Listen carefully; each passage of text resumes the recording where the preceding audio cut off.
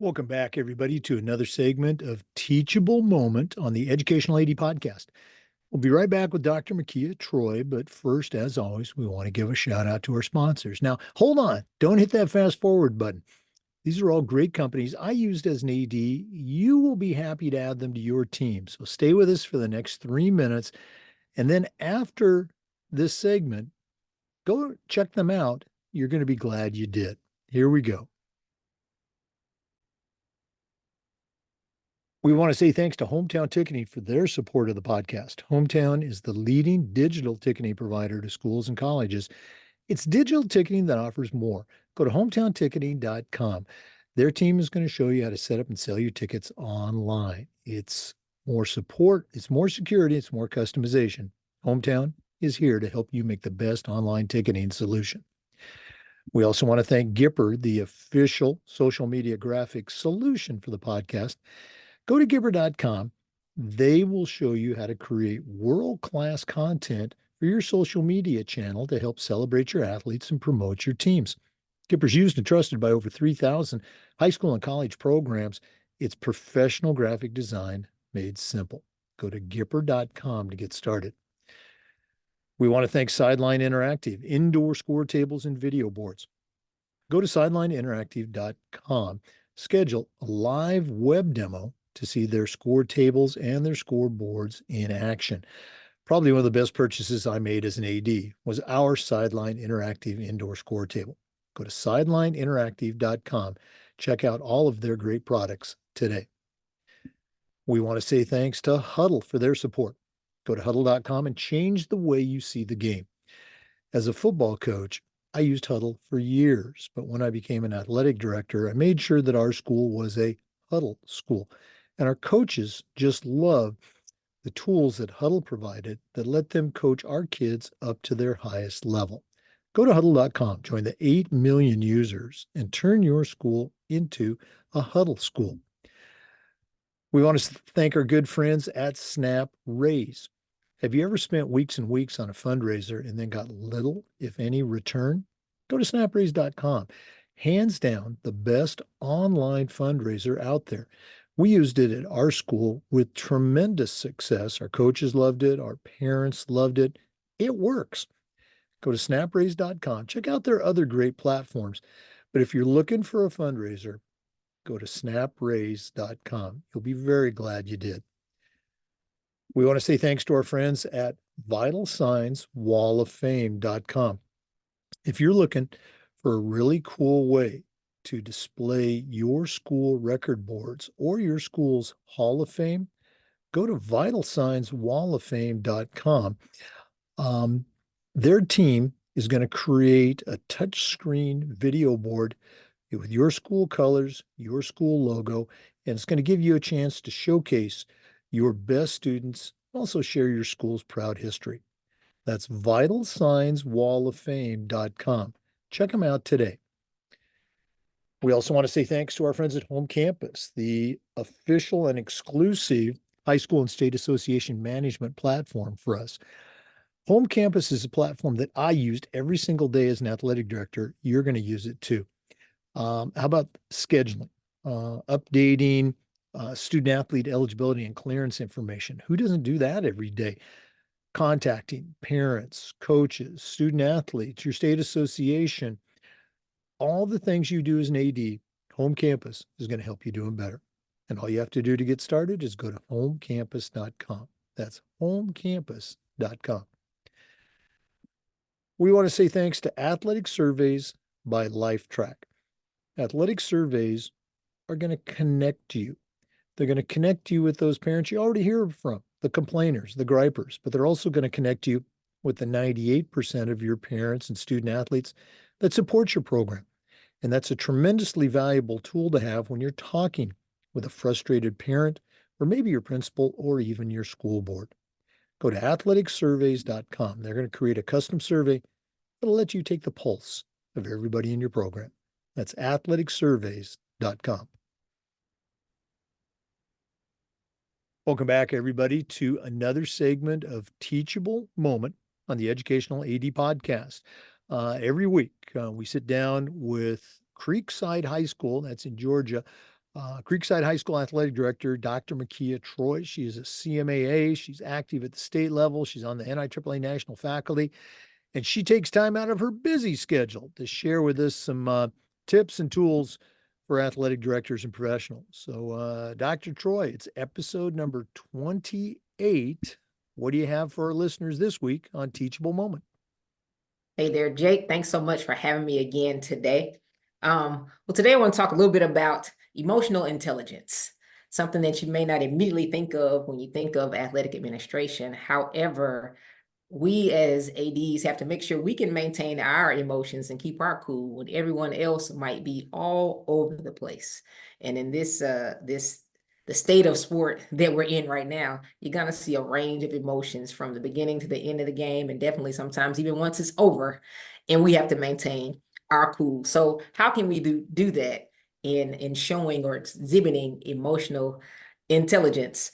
And it starts with three things: self-awareness, social awareness, and then relationship management. When it comes to self-awareness, you have to be aware of what it is that makes you tick.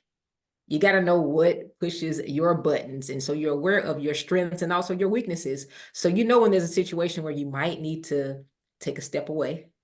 Um, you might need someone else to step in your place to represent you for a moment. If you feel like things are going to get out of control, you won't be able to maintain your cool or keep calm and carry on, as they say. You want to make sure you got some place, some way to be able to do that, whether it's through you, maybe an assistant AD, another coach, someone to just step in for you in that moment. If you can't, keep it together. But just be aware of you as yourself, how your emotions range when you're dealing with different situations, and being able to adjust when necessary, and recognizing that people are not only watching us and our emotional responses, they're also feeding off of our responses. So when you look and see the ADs in the corner giving the ref all they can stand, the people see that as well, and they're going to feed off of that. So you got to be aware of not only the position that we hold, but how our emotions do come out to other people and their reactions from that to us. Next part is social awareness, and just being aware of your environment, the folks around you, the people, and how they are engaging themselves. It's pretty easy to walk in and consider the fact that, you know what, you just need to read the room and recognize what's going on in the environment that you're in, so that you can control what your emotional reaction is and think before you just jump out and do something.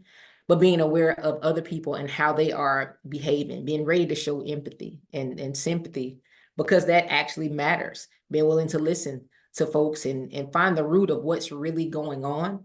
That social awareness allows us to be able to have a better response to the people that we're dealing with, whether we're in an event setting or maybe in just a conversation, a meeting, a one-on-one, a parent phone call.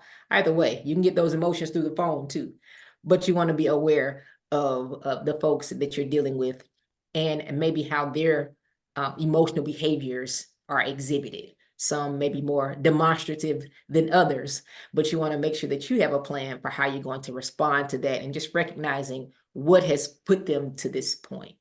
Did something happen in the environment? Was something said that kind of just set them off?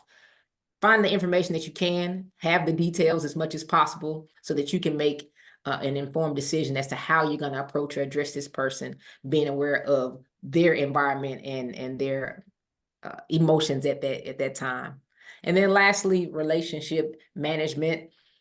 We are always dealing with people. This is a job of relationships, and some are still steadily being developed as we go on a regular basis. But either way, it's our responsibility to make sure that we're ready to give people a thoughtful response, and not just a fly off the handle reaction just to things that may be going on around us. What happens though when you've done all of that? You've read the room, you've figured out what's going on, and there's still conflict. Well, that tends to happen, and it's okay. It does happen sometimes. But as the athletic administrator, we have to be mindful of the relationships that we are trying to build with folks, and manage those in a way that even if you're having a tough conversation with someone, there's still respect, and just recognizing that you can't be the one that holds the grudge. You might not want to see that parent coming, but you still got to deal with that particular parent. And then, you may have situations where it's the freshman that you're going to see for the next few years. And you're going to have to manage that relationship for the sake of the student athlete. And we have to keep that in mind, that that's why we're here. That's why we're doing what we do. So in moments like that, we have to recognize what it takes for us to be able to manage our emotions so that we can maintain professionalism and be able to try to build and develop better relationships with the people that we deal with on a regular basis. And on the relationship piece, it's also important for us to have relationships that we can go to just get it out for a moment. Sometimes I might have to express myself to someone, but maybe not in a negative light to that parent or that colleague that might have you upset at the moment. Just take a step away, find that person that you can vent to and get it off your chest. Type the email and don't hit send, as Hermit would like to say. But keep in mind that those are other relationships we need to cultivate with people that can support us and help us to see a different perspective, and maybe to help us just cool off before we make a bad decision. It's funny, we were teaching the webinar for the LTC 706 last night, and a quote jumped out: "Speak when you're angry and you'll get the best speech you'll ever regret." Ever regret. So consider those things. Vent when you can. Find a stress ball, something, but get yourself together before you have to deal with those other folks when you manage those relationships. So emotional intelligence, just 3 quick things to try to help you to maintain your cool, being self-aware, being aware of your environment socially, and also managing those relationships. Boy, another just a home run, teachable moment for you. The 3 points, and again, you led off with you got to know yourself, you got to know how your buttons get pushed. We've all, anybody listening, you've had at least one of those moments where you wanted to go off, and maybe at least one where you did go off and then regretted it later. Obviously, experience is a great teacher, and with experience typically comes more self-confidence. So when you feel that button pushed, you're aware, okay, I'm not going to respond. I'm not going to let this person set me off. Any other tips that you have used besides, yeah, again, the experience and the awareness that maybe, the younger or newer AD can grab a hold and put in their toolbox? Right. Um, if you're in a situation, let's say it's a conversation, maybe not one of those out in the open, maybe you're in the office or a one-on-one with the parent, I'll say just restating the purpose of why you're there or what it is you're focusing on, and just reminding yourself that you're here to focus on A, B, or C. And maybe repeating that out loud keeps you from saying something that you shouldn't. But I think it helps the person to hear what the focus is and maybe bring them back in, especially when they see that you're not going to go any farther in the conversation with whatever it may be that isn't the best thing to discuss at that time. So I'll just say repeating the purpose of the conversation and seeing if that helps. Yeah, and it might mean, you know what, until we're ready to have that conversation about A, B, or C, maybe we need to stop the conversation and come back another time. So Right. step away if you have to. No, and again, that is such great advice. One of my mentors many years ago shared that little nugget because so many of those conversations, whether it's a parent or a coach or something, it just ends up going in a loop and they just keep repeating the same things on and on. And, his advice, which I, was smart enough to take, I'll just ask the person, well, what would you like to see happen?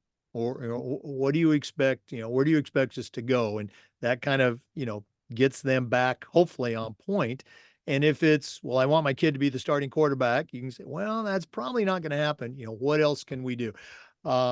Just, letting them know that you listen to them, uh, and knowing to yourself, you're never going to get that time back.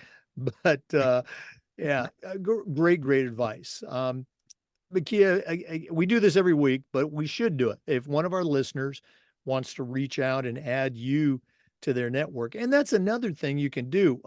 Don't complain to your boss or another coach. Call that person in your network up. Hey, you got a minute? I just want to vent to you. Not that we want people to come and vent to you, but if they want to get in touch with you, what's the best way to do that? Only if I can vent back to them. That's the trade-off. You can reach out on email, drtroyme@gmail.com, or on Twitter at drtroyme, DRTROYME. Dr. Mekia Troy, Creekside High School in Georgia. Thanks again for sharing with us, and all the best as we continue with spring sports. Thank you.